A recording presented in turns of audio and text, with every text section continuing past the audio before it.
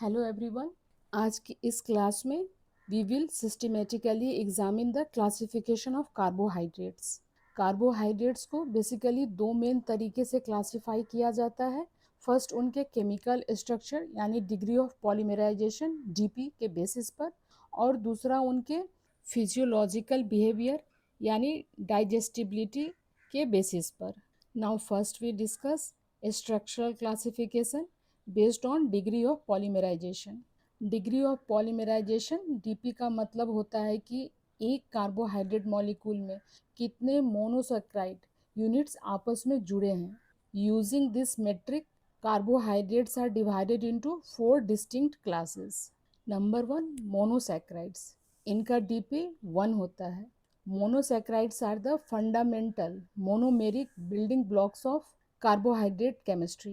They cannot be broken down into simple sugars via acid or enzymatic hydrolysis. ये सबसे simplest monomeric sugar होते हैं जिन्हें further breakdown या हाइड्रोलाइज नहीं किया जा सकता। मोनोसैकराइड्स को हम फर्दर सब क्लासीफाई करते हैं, first by functional group and second by carbon chain length. By functional group, monosaccharides are of two types, aldoses and ketoses. Aldoses monosaccharides containing a terminal aldehyde group at the C1 position. इनके examples हैं glucose, galactose and xylose. इन ketoses, monosaccharides containing an internal ketone group typically at the C2 position. इनके examples हैं fructose, ribulose. Second by carbon chain length, carbon atoms के number के basis पर इन्हें number 1 triose containing 3 carbon atoms, इनके example है glyceraldehyde. Number 2 पेंटोजेस containing 5 carbon atoms, इनके examples हैं राइबोज, जाइलोज, जो प्लांट सेल्स वॉल में बहुत इंपॉर्टेंट होते हैं। एंड नंबर 3 हेक्सोजेस जिनमें 6 कार्बन एटम्स होते हैं, इनके एग्जाम्पल्स हैं ग्लूकोज, फ्रुक्टोज, गैलेक्टोज। ये हमारी बॉडी के प्राइमरी मेटाबॉलिक फ्यूल्स हैं। अब बात करते हैं डाइसेक्राइड्स की। जब दो मोनोसेक्राइड्स यूनिट एक कोवैलेंट ग्लाइकोसिडिक बॉन्ड के थ्रू जुड़ते हैं तो उसे डाइसेक्राइड कहते हैं। फूड साइंस में इनके दो मेन सब टाइप्स हैं, first reducing disaccharides and second non reducing disaccharides. Reducing disaccharides, इनका एक एनोमेरिक कार्बन फ्री होता है जो इजिली रिएक्ट कर सकता है और प्रोसेसिंग के दौरान मिलार्ड ब्राउनिंग रिएक्शन देता है, which are responsible for the colour and aroma development in baked and roasted foods. इनके एग्जाम्पल्स हैं maltose and lactose. Maltose is composed of glucose plus glucose linked via an alpha 1,4 glycosidic bond, and lactose is composed of galactose plus glucose linked via an a beta 1,4 glycosidic bond. अब non reducing डायसैक्राइड्स की बात करते हैं। इनमें दोनों monomers के anomeric carbons आपस में बॉन्ड बनाकर लॉक हो जाते हैं, इसलिए ये काफ़ी स्टेबल होते हैं और डायरेक्टली ब्राउनिंग नहीं देते। इनकी एग्जाम्पल हैं sucrose. Sucrose is composed of glucose plus fructose linked Bhaya alpha 1,2 linkage. Third होते हैं ओलिगोसैक्राइड्स। ये शॉर्ट चेन कार्बोहाइड्रेट्स होते हैं जिनमें 3 to 10 शुगर यूनिट्स जुड़े होते हैं। Because the human upper GI tract lacks the specific enzymes required to cleave their unique configuration, they pass through the small intestine completely intact. इनमें आते हैं ट्राइसैक्राइड्स जिनके एग्जाम्पल हैं raffinose. Raffinose is composed of galactose plus glucose plus fructose. Tetrasaccharides, इसके example हैं stachyose. Stachyose is composed of galactose plus glucose plus fructose. और आते हैं फंक्शनल या प्रीबायोटिक ओलिगोसैक्राइड्स। इनके एग्जाम्पल्स हैं fructo oligosaccharides and galacto oligosaccharides. Because they resist upper digestive tract enzymes, they reach the large intestine intact, where they undergo anaerobic fermentation and serve as selective nutrients, prebiotics for beneficial gut microbiota. ये small intestine में digest नहीं होते और सीधे colon में जाकर beneficial gut bacteria को feed करते हैं। And fourth is polysaccharides.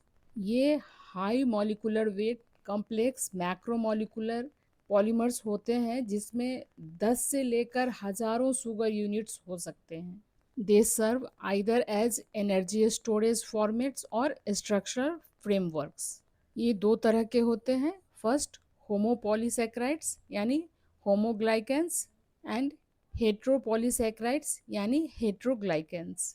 Homopolysaccharides built entirely from a single type of repeating monosaccharide units. इसके एग्जाम्पल हैं amylose, amylopectin, glycogen and cellulose. Amylose is a linear unbranched component of starch consisting of glucose units bounded by alpha 1,4 glycosidic bonds. It easily coils into a helical shape. And amylopectin ये starch का branched component जिसमें alpha 1,4 chain के साथ alpha 1,6 branch points होते हैं। Glycogen they primarily glucose storage molecule in animal tissue, structurally similar to amylopectin but significantly more compact and highly branched. And cellulose is a rigid unbranched structural polymer found in plant cell wall composed of glucose units joined by beta 1,4 glycosidic linkage. And second type of polysaccharide is heteropolysaccharide. ये दो या दो से ज़्यादा different types के sugar या modified sugar acid से मिलकर बनते हैं। इनके एग्जाम्पल्स हैं pectins, hemicellulose and gums. Pectins mainly galacturonic acid के पॉलीमर्स होते हैं जो फूड इंडस्ट्रीज में जेलिंग एजेंट का काम करते हैं। Hemicellulose complex cell wall fibres जिनमें जाइलोज, एरेबिनोज और मैनोज का मिक्सर होता है। And gums highly branched complex structural configurations जैसे जैंथेन गम, गौर गम जो वाटर को ट्रैप करके फूड मैट्रिक्स को स्टेबलाइज और थिकन करते हैं। जैसे कि हमने शुरुआत में जाना, carbohydrates are classified using two primary framework. Number one, structurally by their degree of polymerization. Using this metric, carbohydrates are divided into four distinct classes: monosaccharides, disaccharides, oligosaccharides, and polysaccharides. And second is physiologically by their digestibility. तो अब बात करते हैं physiological classifications की। Nutritional biochemistry के point of view से carbohydrates को इस बेसिस पर बांटा जाता है कि हमारी बॉडी उन्हें स्मॉल इंटेस्टाइन में डाइजेस्ट कर पाती है या नहीं। इस बेसिस पर ये दो तरह के होते हैं। नंबर वन, ग्लाइसेमिक यानी digestible carbohydrates, and number two non glycaemic यानी इनडाइजेस्टेबल कार्बोहाइड्रेट्स जो कि डाइटरी फाइबर्स कहलाते हैं। Glycaemic carbohydrates, these include simple sugars and starches that are easily broken down into monosaccharides by human endogenous enzymes such as salivary and pancreatic alpha amylase. They are absorbed in the small intestine, enter the portal bloodstream and directly elevate blood glucose levels. इनके components हैं glucose, fructose, sucrose, lactose, amylose और amylopectin. And second is non glycemic carbohydrates that is dietary fibre. ये upper gastro intestinal tract के enzymatic cleavage को completely resist करते हैं। ये intact large intestine यानी कोलोन में पहुंचते हैं जहां ये या तो फीकल बल्क बढ़ाते हैं या फिर गट माइक्रोबायोटा के थ्रू फर्मेंट होकर शॉर्ट चेन फैटी एसिड्स बनाते हैं। इनके कंपोनेंट्स हैं सेलुलोज, हेमीसेल्यूलोज, पेक्टिन्स, ओलिगोसैकेराइड्स और रेसिस्टेंट स्टार्चेज। अब एंड में हम बात करते हैं core concept of biological linkage की। एक बात हमेशा ध्यान में रखिए, स्टार्च और सेलुलोज दोनों ही ग्लूकोज के पॉलीमर्स हैं, पर दोनों में ज़मीन आसमान का फ़र्क है। जो सिर्फ उनके बॉन्ड कॉन्फ़िगरेशन की वजह से है। स्टार्च में अल्फ़ा लिंकेज होते हैं, जैसे हमारा pancreatic alpha amylase enzyme easily तोड़ लेता है। वहीं सेल्यूलोज में बीटा लिंकेज होते हैं, जिसे क्लीव करना वाला एंजाइम ह्यूमन बॉडी में नहीं होता। इस एक स्टीरियोकेमिकल डिफरेंस की वजह से स्टार्च हमें कैलोरीज देते हैं और cellulose non caloric dietary fibre बन जाता है।